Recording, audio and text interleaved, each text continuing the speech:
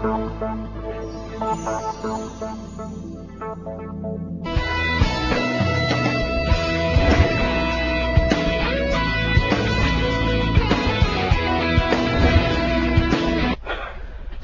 দর্শক শ্রোতা, সবাইকে স্বাগত জানাচ্ছি মোহনরাজ চলমান ঘটনা প্রবাহের দৈনন্দিন সরাসরি আয়োজন দৃষ্টিকোণ উপভোগের জন্য। আশা করছি সবাই ভালো আছেন, সুস্থ আছেন। আলোচনার শিরোনাম সাম্প্রতিক ঘটনা প্রবাহ। অতিথি দুজন আমার ডান দিকে সৈয়দ ইশতিয়াক রেজা, বার্তা পরিচালক ৭১ টিভি, বাঁ দিকে রয়েছেন ডক্টর মোহাম্মদ আলমগীর আলম, রাজনৈতিক বিশ্লেষক। আপনাদের দুজনকে স্বাগত জানাচ্ছি। রেজা ভাই, আপনাদের শুরু করতে চাইছি এভাবে। সাম্প্রতিক ঘটনা প্রবাহ যেহেতু শিরোনাম, বুদ্ধিজীবীদের দেশপ্রেম নিয়ে প্রশ্ন তুলেছেন বিএনপি নেতা গয়েশ্বরচন্দ্র রায়, শহীদদের সংখ্যা নিয়ে প্রশ্ন তুলেছেন বিএনপি নেত্রী বেগম খালেদা জিয়া। সঙ্গে থাকবে পৌর নির্বাচন, ৩ দিন আছে আর ভোট গ্রহণের। ৪৮ ঘন্টা আগে বিধিমাফিক নির্বাচনে প্রচারণা বন্ধ হয়ে যায়। রাজশাহীর আহমদিয়া মসজিদে বোমা হামলা হয়েছে এবং অর্থনীতির কিছু খবর নিয়ে আমাদের আজকের আলাপচারিতা শুরু করার অনুরোধ জানাবো। প্রথম যেটি শিরোনাম বলেছিলাম আমি। ধন্যবাদ আপনাকে। খুবই দুঃখজনক যে বিজয়ের মাসে এই ধরনের একটি বক্তব্য এসছে। প্রথমে বেগম খালেদা জিয়া একটি অনুষ্ঠানে মুক্তিযোদ্ধা দলে, সেখানে কতজন মুক্তিযোদ্ধা ছিল আপনারা দেখেছেন, কোনো লোকই ছিল না, কোথা থেকে ভাড়া করা কিছু লোক এনে একটি বক্তব্য দিলেন যে শহীদের সংখ্যা নিয়ে বিতর্ক আছে। মুক্তিযুদ্ধ মানেই বেগম জিয়ার কাছে বিতর্ক, মুক্তিযুদ্ধ মানেই বিএনপির কাছে হলো হাসি ঠাট্টা তামাশার বিষয়, এবং বিজয়ের মাসে তিনি এই কথাটি বলেছেন। এবং আমার কাছে যেটা মনে হয়েছে যে সালাউদ্দিন কাদের চৌধুরী, যে বিএনপির নেতা যার যুদ্ধ অপরাধের দায়ে বিচার হয়েছে, ফাঁসি হয়েছে, তিনি কিন্তু শেষ দিন পর্যন্ত বিএনপির স্থায়ী কমিটির সদস্য হিসেবেই মৃত্যুবরণ করেছেন। তাকে কিন্তু তারা দল থেকে সরিয়ে দেননি যখন তার দোষ প্রমাণিত হয়েছে তখনও। এবং একই সাথে তাদের জোটেরই সাবেক মন্ত্রী আলী হাসান মোহাম্মদ মুজাহিদ। আপনি জানেন এই দুটি ঘটনায় একই দিনে ঘটেছে দুটি ঘটনা, বিচার কাজ। বিএনপির তরফ থেকে কোনো আনুষ্ঠানিক প্রতিক্রিয়া আমরা সেই সময় পাইনি, কিন্তু কিছু খুচরা পাতি নেতা কিছু বিবৃতি দিয়েছে। কিন্তু এই প্রথম বেগম খালেদা জিয়া তার আনুষ্ঠানিক বিবৃতি, আমার কাছে মনে হচ্ছে আনুষ্ঠানিক প্রতিক্রিয়া দিলেন সরাসরি মুক্তিযুদ্ধকে আক্রমণ করে। তিনি আসলে সরাসরি মুক্তিযুদ্ধকে আক্রমণ করেছেন এবং বেগম জিয়ার কাছে আসলে এর চাইতে বেশি কিছু প্রত্যাশিত নয়, এটা অবাক হওয়ারও কিছু নাই। কিন্তু অবাক হতে হয় এখানে যে একজন সাবেক প্রধানমন্ত্রী এটা নিজের দেশের বিরুদ্ধে এরকম একটি অবস্থান নিতে পারেন। একটি মীমাংসিত সত্যকে তিনি বিতর্কিত করার প্রয়াস পেয়েছেন শুধুমাত্র একটি কারণে, যে পাকিস্তান নামক রাষ্ট্র তাকে খুশি করার জন্য এবং তাদেরকে বলা যে দেখো তোমাদের একজন সাপোর্টার কিন্তু আমি আছি বাংলাদেশে। এবং তিনি কিন্তু ব্যতিক্রমী নানা দিক থেকে। তিনি জেনারেল জাঞ্জুয়া নামে একজন পাকিস্তানি জেনারেল মারা যাওয়ার পরে শোক বার্তা পাঠিয়েছিলেন প্রটোকল ভেঙে, এবং এটা পাকিস্তানে হাসাহাসি হয়েছে, প্রতিক্রিয়া হয়েছে যে জেনারেল জাঞ্জুয়া কে, যে বাংলাদেশের সিটিং প্রাইম মিনিস্টার, তার ব্যাপারে বিবৃতি দিতে পারে। এবং এই বিষয়টা এমন এক সময় আসছে যখন আমরা দেখছি যে সারা বাংলাদেশের মানুষ আজ এক নতুন করে একটা লড়াই শুরু করেছে স্বাধীনতা বিরোধীদের বিরুদ্ধে। সেখানে বেগম জিয়া সরাসরি অবস্থান নিয়েছেন তাদের পক্ষে। দেখেন মুক্তিযুদ্ধ নিয়ে, মুক্তিযোদ্ধাদের সংখ্যা নিয়ে কারা কথা বলে শহীদের সংখ্যা? একমাত্র তারাই যারা এই দেশটা স্বাধীন চায়নি। পাকিস্তান বলে, কারণ কদিন আগে পাকিস্তান অস্বীকার করেছে এবং সেইটাকে এস্টাবলিশ করার জন্যই বেগম জিয়া এই বক্তব্য দিয়েছেন। আর করে হলো রাজাকার আলবদর, যারা পাকিস্তানিদের দোসর ছিলেন। এবং আপনি অবাক হবেন, এবং আলমগীর ভাইও নিশ্চয়ই বলবেন, যে বেগম খালেদা জিয়ার কত বক্তব্য বিবৃতি আমরা শুনেছি ৩০ লাখ শহীদের বিনিময়ে অর্জিত, যখন তিনি প্রধানমন্ত্রী ছিলেন। আজকে হঠাৎ করে নতুন এই রাজনীতি শুরু করেছেন কেন তিনি, আপনি এটা বুঝতে পারবেন। আলমগীর ভাই কি বলেন? একই সাথে গয়েশ্বরচন্দ্র রায়ের কথা আমি বলে শেষ করছি। বেগম জিয়ার বক্তব্য শেষ না হতেই গয়েশ্বরচন্দ্র রায় এই বিষয়টি কথা বলে শুধু সারেন নাই, তিনি কিন্তু বুদ্ধিজীবীদের দেশপ্রেম নিয়ে কথা বলেছেন। গয়েশ্বরচন্দ্র রায়ের বিচার হতে হবে এই দেশে। যদি এই দেশ স্বাধীন হয়ে থাকে, এই দেশ আইনের শাসন থাকে, তবে তার বিচার হতে হবে এবং তার রাজনৈতিক অধিকার কেড়ে নেওয়ার দাবি জানাচ্ছি আমি আপনার এই। ধন্যবাদ রেজা ভাই। যাব আলমগীর ভাইয়ের কাছে। একজন দর্শক যুক্ত হতে চাইছেন। জি দর্শক বলুন। ওয়ালাইকুম আসসালাম। আব্দুল লতিফ কুরেশি, সেনবাগ, নোয়াখালী থেকে বলছি। আমি মাননীয় অতিথির কাছে, সিনিয়র সাংবাদিক, মাননীয় অতিথির কাছে আমার গুরুত্বপূর্ণ প্রশ্ন হচ্ছে, যে বিষয় নিয়ে বেগম খালেদার একটা বিষয় নিয়ে আলোচনা করছেন, এই কথা মুক্তিযুদ্ধকে নিয়ে সংখ্যাগরিষ্ঠরা নিয়ে যে বিতর্ক করেছেন, পাকিস্তানের পক্ষে সরাসরি একটি সাপোর্ট করেছেন, এটা রাষ্ট্রদ্রোহী মামলা হতে পারে কিনা? আর বেগম খালেদা জিয়া এবং তারেক জিয়াকে নিয়ে রাষ্ট্রদ্রোহী মামলার মাধ্যমে রাজনীতি থেকে বিবাহিত করা যায় কিনা? মাননীয় অতিথির কাছে আমার প্রশ্ন। জি ধন্যবাদ। তো আলমগীর আলম আপনার কাছে আসছি। তিনবারের প্রধানমন্ত্রী তিনি, একটু যুক্ত করছি আমি পুরনো কথাই। মুক্তিযোদ্ধাদের দল দাবি করা হয়, তার স্বামী প্রয়াত জিয়াউর রহমান মুক্তিযোদ্ধা বলা হয়ে থাকে। আর একটি গুরুত্বপূর্ণ বিষয় সৈয়দ ইশতিয়াক রেজা বলেছেন, আমরাও বলতে চাইছি, বিজয়ের মাসেই আলোচনা কতখানি প্রাসঙ্গিক কিংবা অপ্রাসঙ্গিক, উদ্দেশ্য কি? কখনোই প্রাসঙ্গিক। জি, কখনোই প্রাসঙ্গিক। ইশতিয়াক ভাইয়ের সাথে আমি একমত। আসলে 3 বারের প্রধানমন্ত্রী থাকা অবস্থায় তার যদি মুক্তিযুদ্ধের প্রকৃত সংখ্যা নিয়ে কোনো সন্দেহ থাকতো, তাহলে যেহেতু মুক্তিযুদ্ধ বিষয়ক মন্ত্রণালয় তার নিয়ন্ত্রণে ছিল, তিনি আবার সেটি হয়তো নিউমারেট বা সংখ্যা গণনা করতে পারতেন।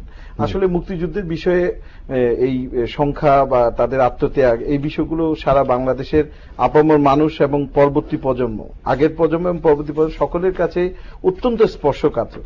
এবং এরকম একটি বিষয়ে মন্তব্য করার আগে সবার স্পর্শকাতরতা, মানুষের আবেগ অনুভূতিকে সম্মান করা উচিত। কারণ এই বাংলাদেশের এই যে মানচিত্র, তিনি যে 3 বারের প্রধানমন্ত্রী ছিলেন, আজকে একজন রাজনৈতিক নেত্রী, তার এই আত্মপরিচয় কিন্তু হয়েছে বাংলাদেশ স্বাধীন হওয়ার কারণে এবং অনেক মানুষের আত্মত্যাগের কারণে। এবং এই আত্মত্যাগের বিষয়টিকে আমাদের সবসময় প্রচন্ড সেন্সিটিভ ভাবে দেখা উচিত। কারণ আমরা দেখছি যে প্রজন্ম যারা মুক্তিযুদ্ধ দেখেনি, যারা মুক্তিযুদ্ধের সময় বাংলাদেশে স্বাধীনতা অভ্যুদয়ের সময় পৃথিবীতে আসেনি, তারাও কিন্তু মুক্তিযুদ্ধের বিষয়ে প্রচন্ড সেন্সিটিভ। আমরা দেখেছি যুদ্ধাপরাধীদের বিচার বা গণজাগরণ মঞ্চ বা প্রাসঙ্গিক বিভিন্ন আন্দোলন সংগ্রাম বা বিভিন্ন বক্তব্যের ক্ষেত্রে নতুন প্রজন্মের উৎসাহ কোনো অংশে কম নয় এবং তারাও অনেক আঘাত পেয়েছে। পাশাপাশি যারা বীরাঙ্গনা আছে, যারা মুক্তিযুদ্ধের শহীদ পরিবার যারা আছেন, তারাও অনেক কষ্ট পেয়েছে।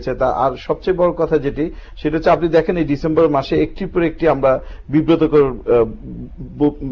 বক্তৃতা আমরা বিএনপির দিক থেকে পাচ্ছি। যেমন মুক্তিযুদ্ধের সময় যে পাকিস্তানি হানাদার বাহিনী, সেখানে পাকিস্তানি শব্দটা তারা না বলে বলছে হানাদার বাহিনী, অকুপাইড ফোর্সেস।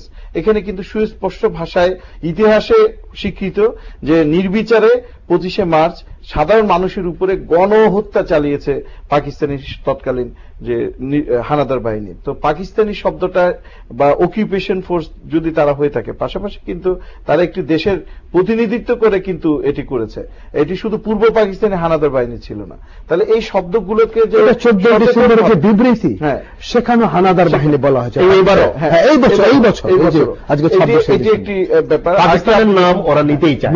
আর আরেকটি বিষয় দেখেন, পাকিস্তানের দূতাবাসের একজন কর্মকর্তা, পরপর 2 জন কর্মকর্তার জঙ্গি কার্যক্রমের সাথে সম্পৃক্ততা এবং গোয়েন্দা সংস্থার সাথে কাজ করা, প্লাস বাংলাদেশকে অস্থিতিশীল করা, মুদ্রা জালিয়াতি, পাচার, বিভিন্ন বিষয়ে স্পর্শকাতর তথ্য প্রমাণ পাওয়া গেছে এবং বাংলাদেশ থেকে তাদেরকে বহিষ্কারের জন্য চাপ দেওয়া হয়েছে, যার ফলশ্রুতিতে একেবারে সম্প্রতি যাকে প্রত্যাহার করা হয়েছে second secretary political farina Arshad, farina নজরদারি ছিল তার উপরে, এবং আমাদের গোয়েন্দা সংস্থাগুলো যথেষ্ট তথ্য প্রমাণ ছিল এবং তারা সেটি পেশও করেছে, যার কারণে পাকিস্তান পররাষ্ট্র মন্ত্রণালয় বাধ্য হয়েছে তাদেরকে প্রত্যাহার করে নিতে। এবং এরকম একটি সেন্সিটিভ সময়ে আমরা যেখানে আমাদের জাতীয়তাবোধ এবং আমাদের যে সার্বভৌমত্বের ব্যাপারে এবং পাকিস্তানের যে বর্তমান সরকার এবং পাকিস্তানের সংসদ বাংলাদেশের সার্বভৌমত্ব, তৎকালীন প্রতিষ্ঠা বা বাংলাদেশের মৌলিক মূলনীতি, স্বাধীনতার যে চেতনা, সেটির বিরুদ্ধে গিয়ে যুদ্ধাপরাধীদের বিচার সহ বিভিন্ন বিষয়ে তারা বক্তৃতা দিচ্ছে এবং যা পাকিস্তানের সংসদে তারা বিলও পাশ করেছে। এরকম একটি সময়ে আমরা যেখানে সারা বাংলাদেশের মানুষ ঘৃণার চোখে এখনো পাকিস্তানের পররাষ্ট্রনীতি এবং তাদের স্বাধীনতার বিষয়ে তাদের যে অবস্থান, সেটিকে এখন ঘৃণার চোখে দেখছে, সেখানে আপনার এই সময়ে মুক্তিযুদ্ধ বা ওই পাকিস্তানি বাহিনীকে পাকিস্তানি বাহিনী হিসেবে স্বীকৃতি না দেওয়া, সেগুলো কিন্তু বিএনপির আসলে রাজনৈতিক অদূরদর্শিতার প্রমাণ। কারণ আস্তে আস্তে আমরা দেখছি বিএনপি নির্বাচনে যাওয়ার বিষয়ে, বিভিন্ন নির্বাচনে গিয়ে আবার প্রত্যাহার হয়ে আসা, নির্বাচনে যাওয়ার সময় চলে আসবো, এগুলো কিন্তু ক্রমান্বয়ে ব্যর্থ হয়েছে। রাজনৈতিকভাবে তারা একেবারে দেউলিয়াপনার চরমে চলে গেছে। সেখানে আবার যে স্ট্যান্ড পয়েন্ট তারা নতুন করে নিচ্ছে, এটি কিন্তু মানুষের কাছ থেকে অনেক হালে পানি পাওয়ার আদৌ কোনো সম্ভাবনা নেই। গেল 23শে ডিসেম্বর, আজকে তো 26শে ডিসেম্বর, ফারিনা আরশাদ যাকে প্রত্যাহার করা হয়েছে, আর 31শে জানুয়ারি মাজহার খান জাল মুদ্রা, জাল পাসপোর্ট তাকে কিন্তু বহিষ্কার চক্রের করা সঙ্গে হয়েছে। জড়িত বহিষ্কার করা হয়েছে। এবং বনানী থেকে তাকে গ্রেপ্তার করা হয়েছিল। পাকিস্তান এবং হাইকমিশন শুধুমাত্র মুচলেকা দিয়ে কূটনৈতিক শিষ্টাচারের তাকে জন্য তাকে প্রত্যাহার গ্রেফতার করা করা হয়েছে। এবং এগুলোর সঙ্গে এই বিএনপি নেতাদের মন্তব্যের পাকিস্তানকে সান্ত্বনা দেওয়ার কোন একটি যোগসূত্র রয়েছে কিনা আরেকজন দর্শক যুক্ত হবেন, নিয়ে আপনার কাছে আসে সৈয়দ ইশতিয়াক। জি বলুন। হ্যালো জি হ্যালো হ্যাঁ জি, আসসালামু আলাইকুম, বলুন, শুনছি। জি সালামালাইকুম। ওয়ালাইকুম আসসালাম, বলুন আমার নাম পিন্টু। আমি এক সময় বাংলাদেশ দলে ফুটবল খেলতাম, বলুন। জাতীয় দলে। জি, এক সময় অল্প বয়সে মুক্তিযোদ্ধা ছিলাম।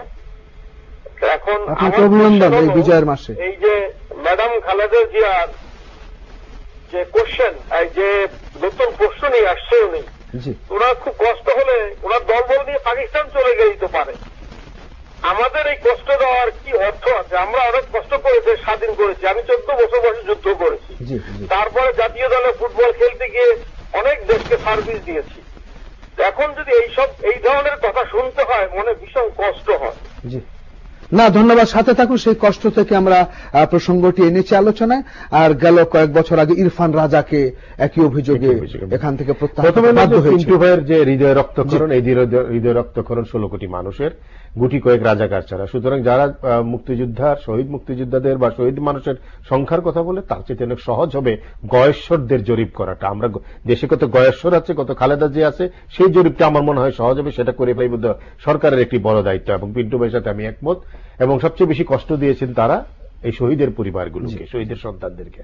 এবার আসছি আপনার মূল প্রশ্নে। দেখেন, পাকিস্তানের একটি রাষ্ট্র হিসেবে আত্মমর্যাদাবোধ কোথায় থাকলে আজকে তার একটি দেশের দুইজন কূটনীতিক, এক বছরে দুজন কূটনীতিক এরকম অবস্থার মুখোমুখি হতে পারেন? মূল অভিযোগটা কি? তারা এই পাকিস্তান দূতাবাস জাল মুদ্রার ব্যবসা করে, শুধু বাংলাদেশে না, জাল পাসপোর্ট, জাল জঙ্গি পাসপোর্ট, অর্থায়ন, এবং এই পুরো অভিযোগগুলো রিজিয়নে। সুতরাং এটি একটি অনৈতিক কাজ। এর বাইরে আছে গোয়েন্দাগিরি, গোয়েন্দা তৎপরতা, যেটা তারা করে আসছে অনেকদিন থেকে আইএসআই। সর্বশেষ যেটি ফারিনা আরশাদের, এটা তো একদমই প্রমাণিত হয়েছে। কারণ ইদ্রিস নামে যে লোকটি বাইতুল মোকাররম এলাকা থেকে অ্যারেস্ট হয়েছে, সে কিন্তু স্বীকার করেছে যে তাকে 30,000 টাকা দিয়েছে বাংলাদেশে জঙ্গি কার্যক্রম চালিয়ে নেওয়ার জন্য। তার জবানবন্দি, কথোপকথন সব। এবং দেখেন, পাকিস্তান কিন্তু কোনো অভিযোগ অস্বীকার করেনি। মাজার খানেরটা প্রমাণ হয়েছে হাতে নাতে, সেটা তো তাকে বহিষ্কার করা হয়েছে, তাকে পাকিস্তানকে উইথড্র করে নেওয়ার সুযোগ দেওয়া হয়নি। ফারিনা আরশাদেরটা পাকিস্তানকে সেই সুযোগ বাংলাদেশ দিয়েছে।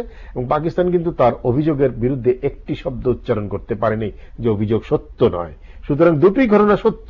এবং এই অঞ্চলটিতে পাকিস্তান একটি বিপজ্জনক রাষ্ট্র হয়ে উঠেছে, বিশ্বের জন্য বিপজ্জনক, সবচেয়ে বেশি বিপজ্জনক হয়ে উঠেছে।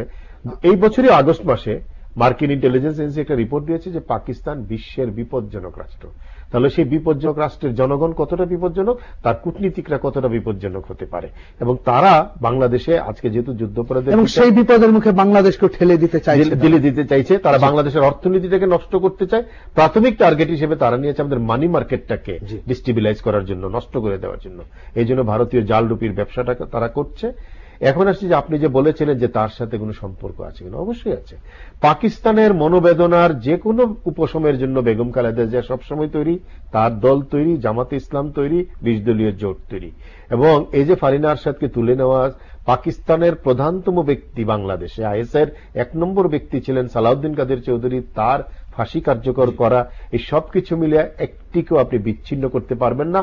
আরো বিচ্ছিন্ন করতে পারবে না মিরপুরে জঙ্গি আস্তানা এবং রাজশাহীর বাগমারায় আত্মঘাতী বোমা হামলা। কোনোটাকেই আপনি বিচ্ছিন্ন করতে পারবেন। প্রত্যেকটাই এক সূত্রে গাঁথা।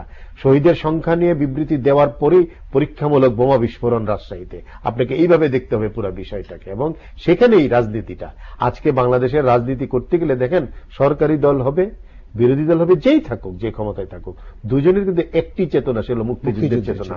তারা কোন চেতনায় বিশ্বাস করে, এটা কিন্তু একটি বড় প্রশ্ন আজকে বাংলাদেশের মানুষের সামনে, প্রশ্ন বাংলাদেশের অস্তিত্বের সামনে, প্রশ্ন যে বাংলাদেশ কাদেরকে আগামী দিনগুলোতে ক্ষমতায় দেখতে চায়। এবং সেইটারই কিন্তু একটা এসিড টেস্ট হতে যাচ্ছে পৌরসভা নির্বাচন।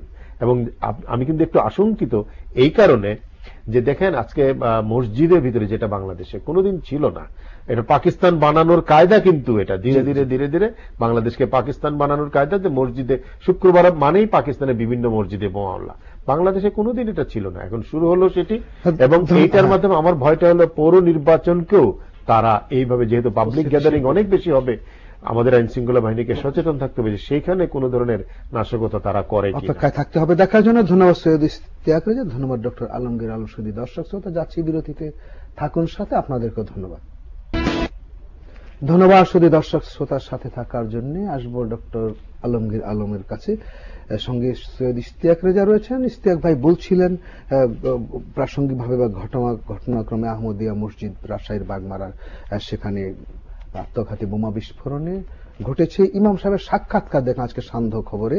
তিনি বলছেন যে নামাজ শুরু হওয়ার আগে ব্যাগ কাঁধে একটি যুবক আসলো, আমি তার কাছে জানতে চাইলাম, সে বলল যে আমি ছাত্র। এরপরে দেখা গেল যে ওই যুবকের ব্যাগেই আত্মঘাতী বোমা ছিল। আরেকটু আলোচনা তিনি চমৎকারভাবে তুলে এনেছেন। পেশোয়ারের যে সামরিক বাহিনীর উর্দি পরে জঙ্গিরা গিয়ে 132টা শিশুকে হত্যা করেছিল, তার আগের একটি ঘটনা সোয়াতের যে দুজন যুবককে মগজ ধোলাই দিয়ে ছেড়ে দেওয়া হয়েছে, যে আত্মঘাতী বোমা দিয়ে মেয়েদেরকে হত্যা করার জন্য শিক্ষা প্রতিষ্ঠানে একজনের বোমা বিস্ফোরণে 15 জন নিহত, আরেকজনের 2 পা উড়ে গিয়েছিল। তার চেতনা আসার পর হাসপাতালে তাকিয়ে দেখে তার দুদিকে 2 জন নার্স। সে ভেবেছে 70 জন হুর পাওয়ার কথা, আর 68 জন কোথায়, তার প্রশ্ন ছিল তোমরা 2 জন কেন শুধু।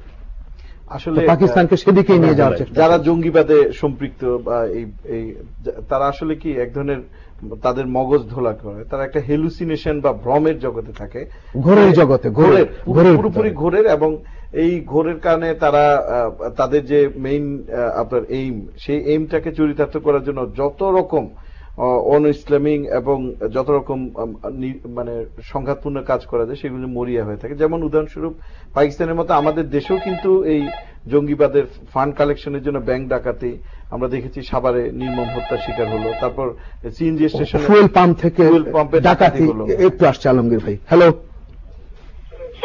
ওয়ালাইকুম আসসালাম। আমি সৌদি আরব তাবুক থেকে বলছিলাম স্যার। জি বলুন ভাই, বলুন। আমি ডক্টর আলমগীর কবির স্যারের আমার প্রশ্ন। জি, আমি আসলে এই জঙ্গিবাদের বিরুদ্ধে মন্ত্রীর কাছে প্রশ্ন করেছিলাম।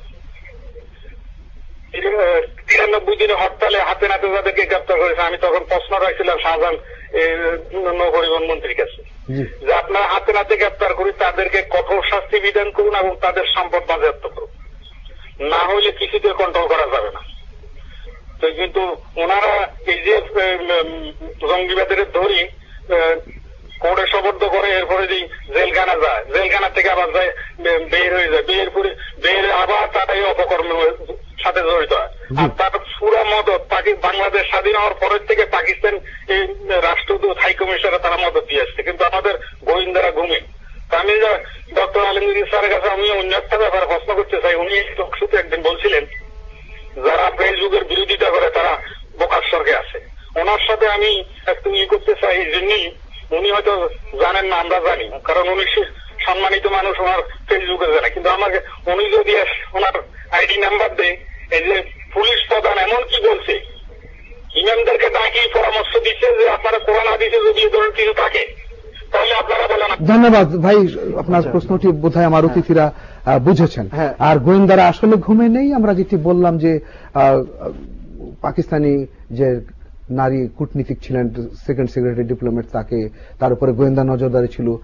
মিরপুরে 3-4 দিন আগে জঙ্গি আস্তানা আবিষ্কার করা হয়েছে। জি, আসলে জঙ্গিবাদের যে মূল সূত্র সেটি হচ্ছে একেবারে রুট লেভেলে প্রথিত। এবং আমরা আমাদের বাংলাদেশে যে সামাজিক বাস্তবতা, সেটিতে মাদ্রাসা পড়ুয়া যেসব ছাত্ররা আছে তাদের মধ্যে কাউকে যখন এভাবে আপনার হেলুসিনেশন করে বা মতিভ্রম করে তাদেরকে এই পথে নিয়ে আসা হচ্ছে, এটি আসলে এত প্রান্তিক লেভেলে। এখানে বাংলাদেশের যে আমাদের প্রশাসন আছে, গোয়েন্দারা আছে, তারা কিন্তু একেবারে রুট লেভেলে ওভাবে নজরদারি করা বাস্তবিকতা সম্ভব না। আর আরেকটি হচ্ছে যে যখন কেউ মরার জন্য মরিয়া হয়ে যায় এবং প্রচন্ড একটি অ্যাগ্রেসিভ ওয়ার্ল্ডে বিচরণ করে, তখন তাকে কিন্তু রুখাটা অনেক অনেক বেশি টাফ। আর আরেকটি হচ্ছে, আপনি দেখেন আহমদিয়া মুসলিম জামাতে যে মসজিদে বোমা হামলা হয়েছিল, সেখানে আশপাশের মানুষ কিন্তু প্রচন্ড অসাম্প্রদায়িক। সেখানে একই এলাকায় সুন্নিও থাকছেন, ওহাবি থাকছেন, আহমদিয়া যারা আছেন তারাও থাকছেন, এবং কখনোই সেখানে অসাম্প্রদায়িক কোন পরিবেশ ছিল না। আমাদের মোহাম্মদপুরে বাংলাদেশে কোনোদিনই ঘটে, কখনোই হয়নি। কারণ বাংলাদেশের মানুষ বাঙালি বিহারী দাঙ্গার কথাই মনে করিয়ে দেয়। বাংলাদেশের মানুষ ঐতিহাসিকভাবে অসাম্প্রদায়িক, তারা সকল ধর্মের মতের মানুষ একসাথে যুগ যুগ ধরে আপনার এখানে বসবাস করছে, এবং আমাদের সনাতন ধর্ম যে হিন্দু ধর্ম সেটিও কিন্তু যুগ যুগ ধরে এই বাণী প্রচার করছে। আমাদের মুসলমানরাও এখানে কিন্তু একসাথে তাদের সাথে বেড়ে উঠেছে, এবং অন্যান্য ধর্মের মানুষেরও। তো আসলে এই সাম্প্রদায়িক যে জঙ্গিবাদ এটি কিন্তু মূলত আপনার তাদের যে মৌলিক যে থিওরি সেটি হচ্ছে যে কোনো রাষ্ট্রের মৌলিক নীতি রাষ্ট্রের স্থিতিশীলতাকে অস্থিতিশীল করা। কারণ আপনি দেখেন আফগানিস্তানে যারা এখন তালেবান আছেন তারা কিন্তু একেবারে মুসলমানের যে চরম শত্রু যারা, তাদের পক্ষে কিন্তু একসময় রাশিয়ার বিরুদ্ধে যুদ্ধ করেছে যুক্তরাষ্ট্রের মদদে, এবং যদিও যুক্তরাষ্ট্রের অনেক পলিসির বিরুদ্ধে তারা একসময় যুদ্ধ করেছে। তো সেদিক থেকে কিন্তু জঙ্গি যারা আছে যারা নেতৃস্থানীয়, তাদের কিন্তু নিজস্ব মৌলিক নীতি বলতে নাই, কিন্তু তারা যাদেরকে ব্যবহার করছে মাঠ পর্যায়ে বিভিন্ন লেভেলে যারা কাজ করছে তাদেরকে একটা হেলুসিনেশনের মধ্যে বা তাদেরকে রাখছে। তো আর আরেকটি হচ্ছে আমরা আসলে আমাদের দেশে এখন একটা প্রবৃদ্ধি দিকে যাচ্ছে, একটি সমৃদ্ধির দিকে আমরা যাচ্ছি। আমরা আপনার জাতিসংঘ সহ বিভিন্ন অর্থনীতি, বিশ্ব ব্যাংক সহ বিভিন্ন আন্তর্জাতিক ফোরামে নিম্ন মধ্যম আয়ের দেশ হিসেবে নিজেদের ইতিমধ্যে উন্নত করতে পেরেছে, সক্ষম হয়েছে। তো আমাদের যে বিভিন্ন অবকাঠামো উন্নয়নের মাধ্যমে আমাদের দেশের কানেক্টিভিটি, প্রথমত তথ্য প্রযুক্তির কানেক্টিভিটি, দ্বিতীয়ত সড়ক অবকাঠামোর কানেক্টিভিটি আমরা বাড়াতে সক্ষম হয়েছে। তো এবং দেশে এখন একটি রাজনৈতিক স্থিতিশীলতা চলছে। তো এদিক থেকে দেশীয় কিছু রাজনীতিবিদদের উৎসাহে আন্তর্জাতিক কিছু চক্রান্তকারী এবং জঙ্গি, তারা কিন্তু আন্তর্জাতিক জঙ্গি সংগঠন আইএস সহ বিভিন্ন জঙ্গি সংগঠন, তারা চাচ্ছে দেশীয় কিছু রাজনৈতিক নেতৃত্বের সহযোগিতায় তারা যাতে এখানে একটা ভালো অবস্থান করতে পারে। কারণ বাংলাদেশ ভৌগোলিকভাবে এই অঞ্চলের সবচেয়ে গুরুত্বপূর্ণ জায়গা আছে। কারণ আপনি পাকিস্তানে যারা করছে তারা আফগানিস্তান পাকিস্তানের সংঘাতপূর্ণ এলাকা, তো সেখান থেকে কিন্তু আন্তর্জাতিকভাবে এই জঙ্গি কার্যক্রম চালানো অনেক ডিফিকাল্ট। তো বাংলাদেশ সারা বিশ্বের কাছে শান্তির দেশ, নিউট্রাল একটি দেশ হিসেবে পরিচিত। এখান থেকে সারা পৃথিবীতে অবাধ বিচরণ করা অনেকটুকু সহজ। তো সেদিক থেকে বাংলাদেশকে যদি একটা জঙ্গিদের হাব হিসেবে গড়ে তোলা যায়, সেন্টার হিসেবে গড়ে তোলা যায়, তাহলে তারা সারা বিশ্বে তাদের যে একটি অস্থিতিশীল পৃথিবী তৈরি করার যে প্রক্রিয়া, এবং ইসলামের নামে যে ইসলামকে একটা বিতর্কের পর্যায়ে চরমে তারা নিয়ে গেছে, সেটিকে কন্টিনিউ করাতে তাদের চক্রান্ত, সেটি কিন্তু তারা সফল হবে। আপনি দেখেন মধ্যপ্রাচ্যে যারা ইসলামী জঙ্গি, আইএস সহ বিভিন্ন জঙ্গি, তারা কিন্তু যেমন ইসরায়েলের যে গোয়েন্দা সংস্থা, তাদের প্যাট্রোনাইজে কিন্তু আইএস এর সৃষ্টি। তো এবং সেম তালেবানদের কিন্তু প্রথম প্যাট্রোনাইজ করছে রাশিয়ার সাথে যুদ্ধে যুক্তরাষ্ট্র। অর্থাৎ ইসলামের যে মৌলিক যে শত্রুগুলো আছে সারা পৃথিবীতে, যেটি সাধারণ মানুষ বা ধর্মপ্রাণ মানুষ মনে করে, তারাই কিন্তু ইসলামের জঙ্গিদেরকে প্যাট্রোনাইজ করে এসেছে। এবং এটি হচ্ছে আসলে ইসলামের যে সম্প্রীতি, ইসলামের যে মৌলিক নীতি, যে সবার সাথে সুন্দরভাবে সকল ধর্মকে সহিষ্ণুতার সাথে দেখা, সেটিকে বিতর্কিত করা। এবং আপনি দেখেন সারা বিশ্বে যে সাম্প্রদায়িক অসম্প্রীতি বিরাজ করছে এবং জঙ্গি হামলাগুলো হচ্ছে, সবগুলোর মানে সূত্রাগার হচ্ছে। একটু ঘুরে আসি রেজা ভাই থেকে। রেজা ভাই, ধর্মের কথা বলেই এই দরিদ্র বা প্রান্তিক পর্যায়ের শিক্ষার্থী বা শিশু কিশোরদেরকে উদ্বুদ্ধ করা হচ্ছে। আজকে একটি রিপোর্ট দেখলে আপনারা খেয়াল করে থাকবেন, আপনি তো সরাসরি গণমাধ্যমে যুক্ত রয়েছেন, আফগানিস্তানে মাদক উৎপাদন বা চাষ হয়, এই এলাকার দখলদারি নিয়ে একটি রিপোর্ট আমি খেয়াল করলাম, এবং তাদের প্রচুর আয় হবে এখান থেকে একটি দিক। আর পৌর নির্বাচনের সঙ্গে এই হাঙ্গামা বাঁধিয়ে দিয়ে একটি অস্থিতিশীলতা তৈরি করার কথা বলছি, আলোচনার সূত্রপাত ঘটিয়েছেন, একটু যদি বিশ্লেষণ করেন এসব মিলে।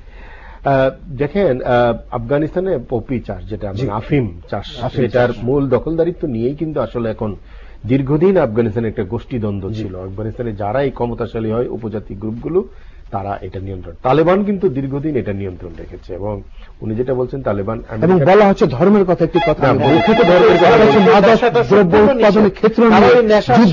আসবে আপনার কাছে, নেশার জন্ম একটু সময় নিচ্ছে, একজন দর্শক বলতে চাইছেন। জি দর্শক, ওয়ালাইকুম সালাম। আমি চট্টগ্রাম থেকে শহীদ বলছিলাম। জি শহীদ ভাই, অতিথিদের কাছে প্রশ্ন যে আইএস মানে ইসলামী জঙ্গি বলতেছে, কেউ ইসলামী স্টেট করার জন্য জঙ্গিরা হচ্ছে। আমরা যেটা শুনতেছি জানতেছি যে আইএস মানে ইসরায়েলি স্টেট করার জন্য, ইহুদি স্টেট করার জন্য ওয়ার্ল্ডের মধ্যে একটা পরিকল্পনা করতেছে, যে মুসলমানকে ধ্বংস করে আইএস মানে ইসরায়েলি স্টেট, ইহুদি স্টেট করার জন্য ওয়ার্ল্ডে, মানে মুসলমানকে ধ্বংস করে ইহুদি দিকে এস্টাবলিশ করার জন্য একটা পরিকল্পনা করতেছে। এটা কি না, এটা আমি আপনাদের কাছে প্রশ্ন। জি ধন্যবাদ, সাথে থাকুন। মার্কিন সিনেটর এবং ইসরায়েলি গোয়েন্দা মোসাদের মাথা থেকে এটা এসে ফিদেল ক্যাস্ট্রো এমনটি বলেছেন যে তাদের তৈরি। অনেকেই বলে আইসিস এর কথা বলে, আইএসআইএস বলছে Islamic state in Iraq in Syria, সেই চেষ্টাটাই আছে, যেটা আলমগীর ভাই কিছুটা টাচ করে। এই যে আফিমের চাষ, নেশা, এটা কিন্তু ইসলামে সম্পূর্ণভাবে নিষিদ্ধ, অবশ্য সেইটার চাষ মুখে বলছে ইসলামের কথা, শরিয়া আইনের কথা বলছে, আর আফিম চাষ করছে সেটা এক্সপোর্ট করছে। আজকে আইসিস যারা নিয়ন্ত্রণ করছে সিরিয়া এবং ইরাকের তেল ক্ষেত্রগুলো, এদের অন্যতম উৎস হলো যৌন দাসী বানানো, তাদেরকে বিক্রি করা, এবং অর্থের উৎস আরেকটা হলো তেল চুরি করা, তেল চুরি করে ব্ল্যাক মার্কেটে। ইসলাম কি কোনোদিন কালোবাজারকে সমর্থন করে? ব্ল্যাক মার্কেটে তেল বিক্রি করছে তারা, সেটাই তাদের আয়ের উৎস, আর অস্ত্রবাজি তো আছেই। সুতরাং এখানে বাংলাদেশেও যারা বিশ্বব্যাপী যা দেখছেন, পাকিস্তানে দেখছেন, বাংলাদেশে একই চিত্র। ধর্মের কথা বলে সাধারণ মানুষের ধর্মানুভূতিকে ব্যবহার করে আসলে রাজনৈতিক ফায়দা হাসিলের একটা চক্রান্ত এখানে চলছে। এবং এরা কিন্তু কেউ ধার্মিক না, আসলে এরা কেউ নামাজিও নয়, এরা ধার্মিক নয়, এরা ইসলামের সৈনিকও নয়, এবং এদের পিছনে আছে দেশি বিদেশি আন্তর্জাতিক চক্রান্ত গোষ্ঠী, যারা এই বাংলাদেশটাকে দক্ষিণ এশিয়ার আরেকটি অস্থিতিশীল কেন্দ্র হিসেবে দেখতে চায়। এবং এখানে কিন্তু বাংলাদেশের গোয়েন্দাদের সক্ষমতার বিষয়, আইন শৃঙ্খলা বাহিনীর দক্ষতার বিষয়, একই সাথে আমরা যারা সাধারণ মানুষ আছি এবং অন্যান্য রাজনৈতিক শক্তি আছে তাদের নজরদারির বিষয়। এবং পৌর নির্বাচন কিন্তু এর থেকে বাইরে যেতে পারবে না। রাজনীতির একটি ধাপ হলো নির্বাচন, জনগণ তাতে স্বতঃস্ফূর্তভাবে অংশ নেয়, এবং আমাদের দেশে স্থানীয় নির্বাচন কিন্তু একটা উৎসবের বার্তা নিয়ে আসে, যে দলই নির্বাচন করুক না কেন স্থানীয়ভাবে। কিন্তু আজকে দেখুন দেশের কনটেক্সটটা, প্রেক্ষাপটটা বদলে গেছে। এই প্রেক্ষাপট কি? এই প্রেক্ষাপট হলো 92 দিনের পেট্রোল বোমা। এই প্রেক্ষাপট কি? যুদ্ধাপরাধীদের বিচার বন্ধের পয়তারা। এই প্রেক্ষাপট কি? আজকে সারা দেশে গোষ্ঠীতন্ত্র চালু করা, যে একটি ধর্মের বাইরে আর কেউ থাকতে পারবে না, একটি ধর্মের তাও একটি অংশ শুধু সুন্নি, যার কারণে সিয়া মসজিদে হামলা হয় বগুড়াতে। নিভৃত পল্লী, যেখানে কোনোদিন কে সিয়া কে সুন্নির এই বিভেদ ছিল না, এই হামলার পরে তারা জানলো। একইভাবে সৈয়দপুরে তাজিয়া মিছিলের আগে, এবং দেখেন সুন্নিরাই মারা গিয়েছে কিন্তু সেখানে। অর্থাৎ বাংলাদেশের মানুষের ভিতরে যে সাম্প্রদায়িক সম্প্রীতি এবং যে ধরনের মানবিক সম্প্রীতিটা আছে, সেটাকে নষ্ট করে দেওয়ার জন্য social fabrics unite the nation বলে না, সেই ফেব্রিক্সটাকে নষ্ট করে দেয়। কাপড়টা তো বননের উপরে নির্ভর করে, সেই ফেব্রিক্সটাকে নষ্ট করে দেওয়ার একটা চক্রান্ত হচ্ছে। এবং আমার আশঙ্কাটা এইখানেই, যে সবাই যদি আমরা সতর্ক না থাকি, আইন শৃঙ্খলা বাহিনী, সাধারণ মানুষ, পৌর নির্বাচনে কিন্তু এই শক্তিটা বড়। সুতরাং নির্বাচনের আর মাত্র কয়েকদিন আছে, এখনই আইন শৃঙ্খলা বাহিনীকে কঠোরভাবে যাদেরকে সন্দেহ হবে তাদেরকে গ্রেপ্তার করে ফেলতে হবে, যাতে পৌর নির্বাচনে কোন ধরনের কোন বিশৃঙ্খলা সৃষ্টি করতে না পারে। একটু প্রশ্ন রেখে বিরতিতে যেতে চাইছি। বিএনপির নেতাদের মধ্যে কেউ কেউ সেনা মোতায়েনের কথা বলছেন, কেউ কেউ বিজিবি মোতায়েনের কথা বলছেন, কেউ বলছেন নির্বাচন থেকে এবার আর সরবে না বিএনপি, কেউ বলছেন ফল ঘোষণার আগ পর্যন্ত কেন্দ্র প্রহরায় রাখতে হবে। আসলে তারা কি চাইছেন বা কি প্রেডিক্ট করছেন? আপনার দুজন প্রশ্ন রইল। যাচ্ছি দ্বিতীয় দফা বিরতিতে, থাকুন সাথে। আপনাদেরকে ধন্যবাদ।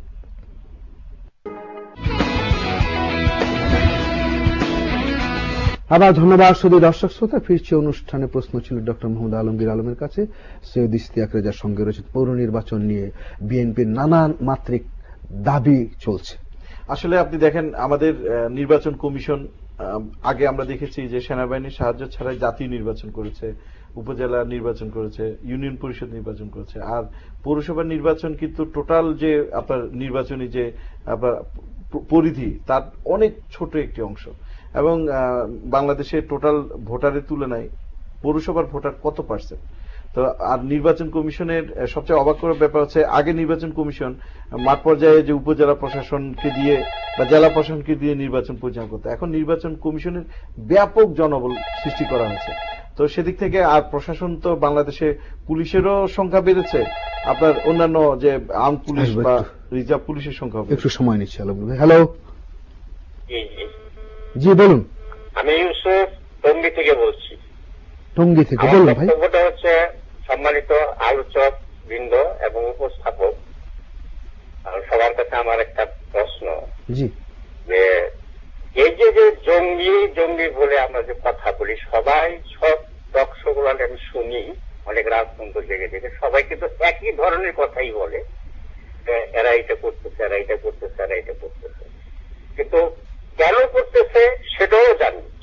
আমরা বলি টকশোতে আলোচনা হয় যে শক্তি ইসলামকে ইসলামী রাষ্ট্রবাদকে শোষণ করার জন্য তারা এই ফাঁদটা করছে। কিন্তু কেউ কিন্তু এই জঙ্গিবাদটা বাস্তবায়ন করার জন্য কিন্তু বাইরে থেকে কেউ আসে না, জার্মানি থেকেও আসে না, ইসরায়েল থেকেও আসে না, আমেরিকা থেকেও আসে না। হয়তো অর্থ আসে, পরামর্শ আসে, তো বাস্তবায়ন তো করে এই দেশের মানুষ। হ্যাঁ, প্রশ্নটা কি ভাই আপনার? বিশেষ করে একটা বিশেষ শিক্ষায় শিক্ষিত লোকেরা এটা করে এবং তারা সারা বিশ্বের মধ্যে ইসলামকে ঘৃণিত এবং অগ্রহণযোগ্য করে তোলার জন্য তাদের এই প্রচেষ্টা। জি, ধন্যবাদ, সাথে থাকুন। আমার মনে হয় যে অতিথিরাই ভালো বলবেন এর চাইতে, আমার চাইতে তার অনেক এবং দেশি বিদেশি চক্রান্ত এবং মাস্টার প্ল্যানের অংশ আমি ব্যক্তিগতভাবে মনে করছি তারা আরো বিস্তারিত। আমি যেটা বলছিলাম প্রথমত হচ্ছে আমাদের জাতীয় নির্বাচনের প্রেক্ষিতে এই পৌর নির্বাচনটা অনেক ক্ষুদ্র একটি অংশ, আর আমাদের বাংলাদেশ সেনাবাহিনীর এটি গৌরবময় ভূমিকা আছে সারা পৃথিবীতে জাতিসংঘ মিশনগুলোতে, প্লাস আমাদের দেশেও ক্রাইসিস মুভমেন্টে তারা বিশেষ করে প্রাকৃতিক দুর্যোগ সহ দেশের প্রয়োজনে তারা সবসময় আমাদের সাথে জনগণের সাথে ছিল। তো পৌর নির্বাচনের মতো একটি রাজনৈতিক নির্বাচন যেখানে অনেকগুলো স্থানীয় বিষয় আছে, সেখানে আতঙ্কিত করে ফেলা বা সেনাবাহিনীকে সামনে নিয়ে এসে, কারণ সেনাবাহিনী যখনই সেখানে ভূমিকা রাখবে কেউ বলবে সেনাবাহিনী ভালো করছে, কেউ বলবে খারাপ করছে, কারো পক্ষে করছে, কারো বিপক্ষে, তাদের বিতর্ক। বাংলাদেশ সেনাবাহিনী এই মুহূর্তে সম্পূর্ণ বিতর্কের ঊর্ধ্বে, এবং বিজিবি তারা একটি রক্তক্ষয়ী একটি দুর্ঘটনার মাধ্যমে বাংলাদেশ রাইফেলস থেকে বিজিবিকে কলুষিত করে নাম পরিবর্তন করা হয়েছে এবং তারাও এখন দেশের সীমান্ত রক্ষায় নিয়োজিত আছে। তো এই দুটি সেন্সিটিভ বাহিনীকে একটি লোকাল ছোট মাপের একটি নির্বাচনে আমরা নিয়ে এসে বিতর্কিত। ধন্যবাদ। একটু প্রসঙ্গ পাল্টাতে চাইছি, আমরা শেষ প্রান্তিকে তো আজ রয়েছি। বাংলাদেশ চেম্বার অফ ইন্ডাস্ট্রিজের সঙ্গে অতি সম্প্রতি মাননীয় অর্থমন্ত্রী এবং জ্বালানি উপদেষ্টার একটি বৈঠক হয়েছে, আমরা দেখে থাকব। যারা খোঁজখবর রাখি শিল্পোদ্যোক্তা ও ব্যবসায়ীদের অভিমত হচ্ছে বাংলাদেশের অর্থনীতি এখন বেশ স্থিতিশীল, বিভিন্ন ক্ষেত্রে অগ্রগতি অনেক, তবে সমস্যার কথা তারা যেটি বলছেন ব্যাংক ঋণের উচ্চ সুদের হার, জমির স্বল্পতা, রাজনৈতিক অনিশ্চয়তা, গ্যাস বিদ্যুতের সমস্যা। আর মন্ত্রী এবং উপদেষ্টার জবাব 1.5 থেকে 2 বছরের মধ্যে আশা করা যায় বিদ্যুতের সমস্যার সমাধান হবে আর এলএনজি এনে তারও আসলে এই আয়োজনের সাথে আমিও কিছুটা সম্পৃক্ত ছিলাম। আজাদ ভাই ওখানে ছিলেন, আজাদ ভাইয়ের উদ্যোগে প্রোগ্রামটা হয়েছে। আসলে সেখানে অত্যন্ত বার্নিং কিছু ইস্যু, আমরা যারা রাজনীতি সমর্থন করি বা সরকারের সাথে অগ্রগতির সাথে আছি, তাদের সমস্যা আছে, সম্ভাবনা আছে, কিছু সহযোগিতা সরকার থেকে পাচ্ছি। আবার যে আমাদের যে অ্যালার্মিং যে সিচুয়েশন সেটি হচ্ছে আমরা দেখেছি $150 ব্যারেল প্রতি $150 যেখানে তেলের দাম ছিল সেটি কমতে কমতে এখন $30 $25 পর্যন্ত নেমে আসছে। তো সেদিক থেকে যুগ যুগ ধরে যে আপনার পেট্রোলিয়াম কর্পোরেশনের বিপিসি যে দুর্নীতি এবং ভর্তুকি বিভিন্ন সরকারের, সেটির জন্য এখন জাতি পাপ মোচন করছে এবং তাদেরকে প্রফিটেবল পর্যায়ে তাদের লোনগুলোকে রিকভারি করা এবং তাদের প্রফিটেবল করার জন্য এবং বিভিন্ন অতীতের অন্য রাজনৈতিক সরকারের যে বিভিন্ন সময় যে আপনার দুর্নীতির কারণে যে বোঝাগুলো এসছে সেগুলোকে এখন নগদায়ন করা এবং তাদেরকে একটি প্রফিটেবল পর্যায়ে আনার জন্য তেলের দামটা কমানো হচ্ছে না। আর গ্যাসের যেটি ব্যবসায়ীরা বলে আসছে সেটি হচ্ছে শিল্পে গ্যাসের যে রেশনিং সেটি আসলে খুবই অ্যালার্মিং পর্যায়ে এসছে। আপনি জানেন যে কাফকো সহ বিভিন্ন সরকারি কারখানা প্লাস বেসরকারি কারখানাগুলোতে উৎপাদন অনেকাংশে কমে গেছে। আমরা একসময় শুনেছি গ্যাসের উপরে দেশ ভাসছে, সেজন্য গ্যাস নির্ভর অনেক শিল্প কারখানা সরকারের অনুমোদন নিয়ে তোলা হয়েছে এবং সেক্ষেত্রে আপনার আমরা এই ইন্ডাস্ট্রিগুলোতে প্রোডাকশন 50% 20% পর্যন্ত নেমে এসেছে। তো সেদিক থেকে আমরা বারবার বলেছি যে গ্যাসটা শিল্প খাতে অগ্রাধিকার দেওয়া হোক। তো সরকার বলেছে এখন সিএনজি এলএনজি খাতে তারা ইনভেস্টমেন্ট বাড়িয়েছে এবং পাইপলাইন তৈরি করছে এবং সেদিক থেকে তারা এখানে এই খাতটা যদি চলে আসে এবং পাইপলাইনের কাজটা হয়ে যায় তাহলে আবাসিক খাতে যে গ্যাস সেটিকে তরলায়িত গ্যাসে কনভার্ট করার চেষ্টা করবে এবং শিল্প। আলমগীর ভাই একটু সময় দিতে হবে এই দিকে, যাবে আপনি কিভাবে দেখছেন এখানে গ্যাসের তো পর্যাপ্ততা নেই, আসলে ব্যবহৃত হচ্ছে সব জায়গায়, 10টি কূপ খননের পরিকল্পনা আছে এবং এলএনজি যেটি তরলীকৃত প্রাকৃতিক গ্যাস এটি আমদানিরও পরিকল্পনা করছে সরকার। না, আমি বা সব মিলে কিভাবে দেখছেন? অর্থমন্ত্রী এবং জ্বালানি প্রতিমন্ত্রীর এই জ্বালানি উপদেষ্টার এই বক্তব্যটাকে আমি গ্রহণ করতে পারিনি। প্রথম কথা হলো এটা যে আপনার গ্যাস নিয়ে এখন কথা বলে লাভ নাই। গ্যাসের এখন দুষ্প্রাপ্যতাই চলছে, আমরা কতদিন গ্যাস নিয়ে থাকতে পারবো এটা একটা প্রশ্ন। আপনি এলএনজি কতদিনে আনবেন, সেটা এখানে প্ল্যান্ট বানাতে হবে, তারপরে সাপ্লাই দিতে হবে। এই মুহূর্তে বিশ্বে জ্বালানি তেলের দাম ইতিহাসের সর্বনিম্ন পর্যায়ে আছে, এবং আপনি যদি বিশ্বের সাথে তাল মিলিয়ে জ্বালানি তেলের দাম বাড়ান, আপনি কেন কমাবেন না? এবং ইস্তাকবা কেউ কিন্তু আপনি কেন কমাবেন না? পৃথিবীর সর্বত্র জ্বালানি তেলের দাম কমিয়েছে, আমাদের পাশের দেশ ভারতে কমেছে, আপনি কেন কমাবেন না? তাহলে জ্বালানি তেলের দাম বিশ্বের পর্যায়ে নিয়ে আসলেই তো আপনি গ্যাসের উপরে নির্ভরশীলতা কমে যাবে। ইন্ডাস্ট্রিগুলো তারা ফার্নেস গাড়িগুলো তেল আর গ্যাসের দাম কাছাকাছি হলে গাড়িতে মোটর গাড়ি বলেন, ইন্ডাস্ট্রি বলেন, সবাই সেটাতে, এমনকি বিদ্যুৎ ব্যবস্থাও কিন্তু গ্যাস নির্ভর না হয়ে তেল নির্ভর হয়ে যাবে, কারণ এই তেলের দাম আর উঠবে না। আপনি কি করছেন? আপনি এটা বেশি করে রাখছেন কয়েকটি কারণে। সরকারি কর্মকর্তা কর্মচারীদের বেতন বাড়িয়েছেন, এই বেশি টাকাটা দেওয়ার জন্য আপনি জনগণের পকেট কাটছেন, টাকাটা নিয়ে নিচ্ছেন জনগণের পকেট থেকে, এটা সরাসরি পকেট মারা। সেকেন্ড হলো, আপনি পেট্রোলিয়াম কর্পোরেশন নামক একটি দুর্নীতিগ্রস্ত প্রতিষ্ঠানকে আপনি বাঁচাবার চেষ্টা করছেন, সেখানকার দুর্নীতিগ্রস্ত কর্মকর্তাদেরকে প্রোটেকশন দেওয়ার চেষ্টা করছেন এই তেলের দাম না কমিয়ে। সুতরাং জ্বালানি উপদেষ্টার এই বক্তব্য আমি বলবো যে ধূর্তামি, এবং অর্থমন্ত্রীর বক্তব্য ধূর্তামি, জাতির সাথে প্রতারণা। একটু সম্পূর্ণ প্রশ্ন যদি আমি করি, এক সময়ে জ্বালানি তেলের মূল্য যখন বৃদ্ধি পেল বিশ্বব্যাপী, তখন কিন্তু আমাদের এখানে তাল মিলিয়ে বাড়ানো সম্ভব হয়নি। একটু বাড়াতে গেলে হয়েছেই না হয়েছে, একটু শেষ করি, প্রশ্নটা একটু শেষ করি আমি।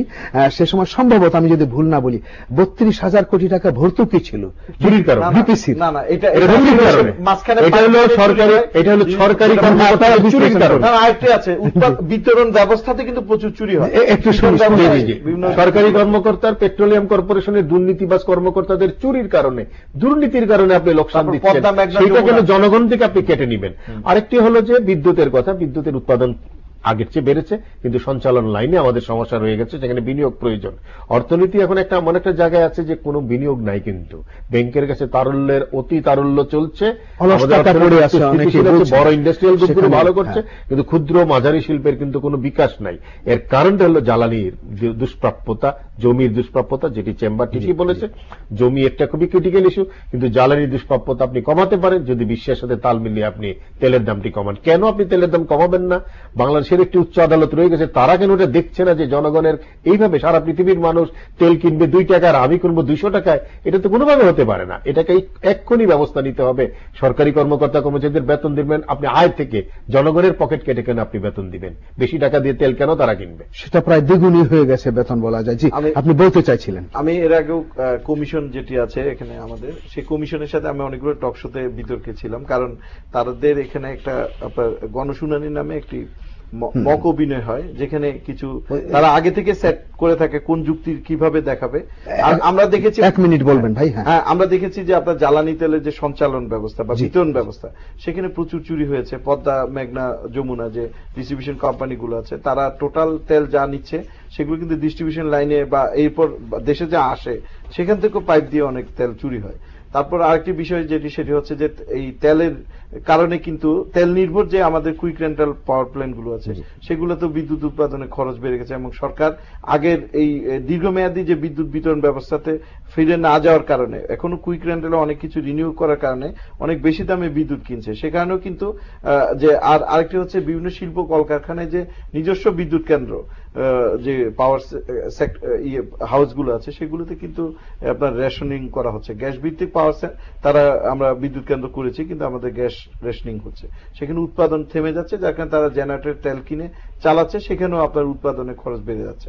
আর আরেকটি হচ্ছে মোদ্দা কথা শিল্পায়ন বা বিনিয়োগের জন্য, শিল্পায়নের বিনিয়োগ একদিকে ব্যাংকের ইন্টারেস্ট বেশি, আরেকদিকে বৈশ্বিক অর্থনীতিতে আমাদের কম্পিটিটিভলি প্রাইস, আরেকদিকে গার্মেন্টস ইন্ডাস্ট্রিতে অ্যাকোর্ড অ্যালায়েন্সের যে কালো থাবা, আরেকদিকে হচ্ছে এই জ্বালানি তেলের মূল্যের কারণে প্রোডাকশন খরচ বেশি, আর আরেকদিকে হচ্ছে